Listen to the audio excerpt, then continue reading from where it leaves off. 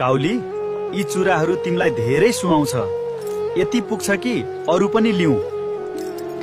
आलु, प्लिज हामी पनि गएर मेला हेरौँ न है। ल हिँड्नुस्।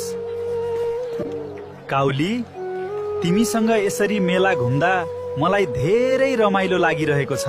मेरो बिदा सकिन लागेको छ। म ड्युटीमा जानुपर्छ। तिमीलाई थाहै छ देशमा युद्धको अवस्था छ। भाइ, मलाई काउली कति मनपर्छ तिमीलाई थाहै छ। तर ऊ त्यो सिपाही आलुसँग मात्र माया गर्छ। अब म उसलाई कसरी आफ्नो बनाऊ? हाम्रो प्याज दाइ छ नि, उसले काउलीलाई मन पराउँछ रे। यदि यो कुरा सिपाही आलुले थाहा पायो भने ठुलो अनर्थ हुन्छ। के भन्दै हुनुहुन्छ भेन्टा दाइ? यदि त्यस्तो भयो भने आलुले प्याजलाई ज्यानै लिइदिन्छ नि। सिपाही आलु, तिमी तुरुन्तै ड्युटीमा आउनुपर्छ। युद्ध सुरु भइसक्यो। छिटो भन्दा छिटो क्याम्पमा आइपुग। देशलाई मेरो खाँचो छ काउली, म जानै पर्छ। मलाई तिम्रो धेरै याद आउनेछ।